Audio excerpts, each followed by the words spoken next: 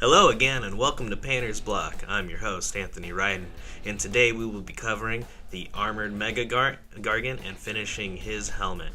We're going to go over his metallics, we're going to get some Dirtydown Rust, we're going to get some bones painted, and we're going to go over a little OSL.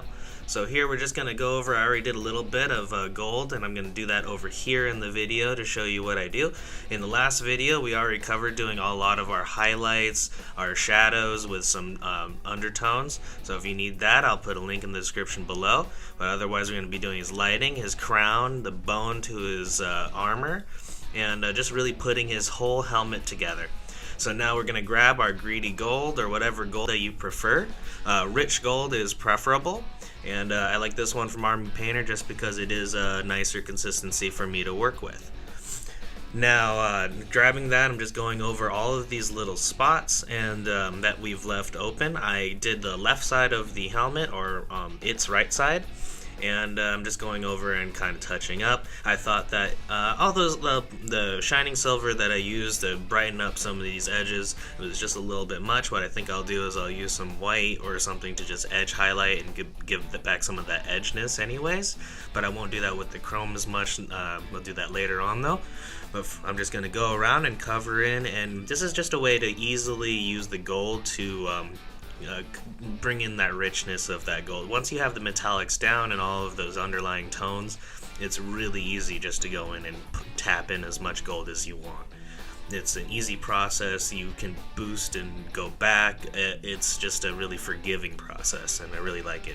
Ninjan likes to do that on his channel. He does underlying tones brown with his golds, blues with his silvers, and I really enjoyed this process. It's like an advanced form of slap chop. I love it. I'm going to probably experiment more with it as well. So here I'm just grabbing that gold that went onto the top, and as you can see, it just looked kind of nice, bringing in that richness as well. So now I'm grabbing that titanium white and that lava orange, and we're going to start working into the OSL. Now OSL stands for Object Source Lighting. Now that meaning that whatever we put onto our model, whether it be a powerful glowing sword or a powerful glowing weapon of any kind, or just a glowing light like I have here on his helmet, and it's just going to give you a way to shade your model with something really interesting, giving it some kind of lighting. Now grabbing that titanium white, I'm just going around all of these edges and brightening it up. I found a artist on Instagram. I can't quite pronounce it, but I'll put a link in the description below. He's amazing at lighting, and I kind of used one of his tutorials that I saw on his Instagram. But here I just went around the outer edges and I made it brighter, and now I'm putting in some orange and going over that just to give more depth to this orange light that we're creating. And later on we're going to put a little bit more white back over and making that edge highlight around that cross section as well, just to bring back even more of that brightness. But this is going to work towards making it look like it has a glowing effect.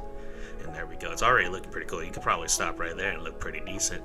But we're going to take it a little step forward, and this is what OSL really does, is that you look at where the light is coming from whatever source that you put onto your model, and you're just going to find little areas that you can put to light it up. So here earlier we put in some white just to streak along here to give it a little bit more oomph in that orange that we're gonna put here.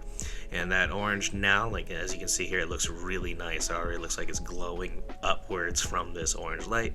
And now remember, that light doesn't wrap around and go around corners, so we're trying to make sure that we're only going to hit things that this light source would actually hit. So it's not going to go behind itself and hit that crown. It's just going to go directly up around those cross sections and downwards. When we make the bone later, we'll put a little highlight there as well.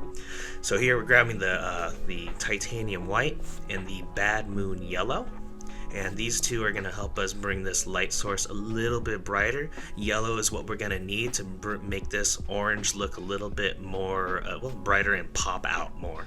So we're going to just put this yellow, the bad moon yellow, right in the center, and you're just going to put light amounts over and over again so you get this brightness that you see here, and it looks really nice already. There you go. It has that like hazard light. I think of like when Ripley was putting on the mecha suit in Alien. Like those hazard lights going off. Maybe that's a little bit more yellow, but I'm kind of going for that. Now we're going into the rust because I have the Dirtydown Rust as a little fun project for us today, and we're going to start off by putting a brown base. And if you like this episode, like what we're doing, please leave a like, follow us here on Instagram and YouTube, and maybe hit that notification bell and keep up with what we're doing here. We're going to be finishing up this Gargant hopefully in the next week or so. So here we're just finding little fun areas where we would think water or anything that would rust up our metal would catch. And we're just trying to be more interesting and maybe even bring more depth to what we've already painted, because this is going to be dark, so it's going to add a little bit of contrast. And contrast is your best friend on miniatures. It's going to make things look more realistic. Now grabbing that dry rust from Army Painter as well as our next step, we're going to be just putting that into the center all around, just making things look a little bit messy with all these spots that we've already laid out for our rust zones. Brown is the best base for the dirty down, otherwise it won't really show as well. So you always want to go for that type of shade, and also make sure not to put rust onto certain things that don't rust, like gold. Gold doesn't rust, so if you put it on that, it's going to look weird. I learned my lesson earlier. Had one of the comments below really remind me that doesn't happen, and I really appreciate that. Thank you so much. So here what I did was I put it inside the cap, and then I put it inside my wet palette, just because it is it's kind of expensive, and also it smells a little funny. I think it's alcohol based, so I just wanted to make sure I was really particular with where I was putting that. Be careful, it says it's flammable, so I just be very careful when using the substance. It's not like our other acrylics that are very safe, and if you like to lick your paint, don't lick this one, please. Anyways, so here we go, and this is how it looks when we're all done. We put that dirty down on all the zones that we've already laid out, and it looks really fun. I'm really liking this. It adds a lot of contrast to these deep metals that we put around. So now we're just gonna grab Chameleon flakes. I'm just trying to spice this up, because in the last episode we used the color shifters from Vallejo, but we're gonna use these Chameleon flakes and this acrylic brilliant shine gloss. Now that gloss is really gonna act as an adhesive for our Chameleon flakes. So here we're just using a dirty brush, because this is going to ruin your brush, so don't use a new one or a nice one, use a dirty one. And don't worry about missing the zone that you're trying to paint here. It's really easy just to scrape up and fix around. I just showed a little bit there, I'm just putting it there. Tell me how you like, if I should put more, if I should go into more detail of how I put Chameleon flakes down. If you like that, I'll go into more detail. Otherwise, I just wanted to show you a little bit of what I did there, just make that shine more green and look more like an emerald. So here I'm grabbing my Doom Bull Brown and my makeup brush set. I'll put a link in the description below. And I'm just going in on all the ridges and pre-toning our bone. This is going to give us our depth to all of the bone of our, what I imagine is a megalodon. Now I looked online and saw some megalodon shark jaws, and generally the jaws are very much just like a bone white with very good brown tones, light, not even a lot of tones, but I just put some more in there to make things more interesting, because this model has so many details in it on the megalodon jaws. But then the teeth are usually generally black and gray, so we're just going to leave those black and then go over with the gray later. So here we're going over, after we put in the brown, we're going over with the skeleton bone white and just putting that all over, and when it dries it's going to leave those little areas of depth, and then going back over with the oak brown. We're going to tap that with the makeup brush and just put that on top as well, just where we put the early brown earlier as our undertone, because it's just going to pop that out a little bit more.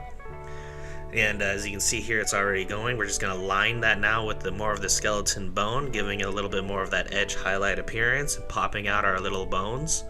And it's a really easy, simple form of making your bones look a little bit more fossilized, having a little bit more depth to their shadow, and just looking a little bit more interesting altogether, in my opinion.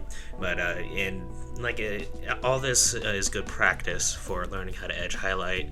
Edge highlighting is kind of the main thing that's going to bring all of your stuff to life and pop it out, and everyone loves to see it. So it's good to get as much practice as you can, as much as you can. So here we're grabbing the dark tone from Army Painter, and I like this tone. It's a little bit easier to use. It doesn't leave as much pigment.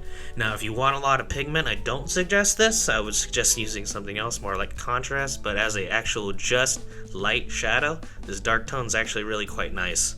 It's easy to move around, doesn't pool too much. I can use my brush to actually absorb it quite easily, and it doesn't feel extra pigmented, like it should be a contrast rather than a shade.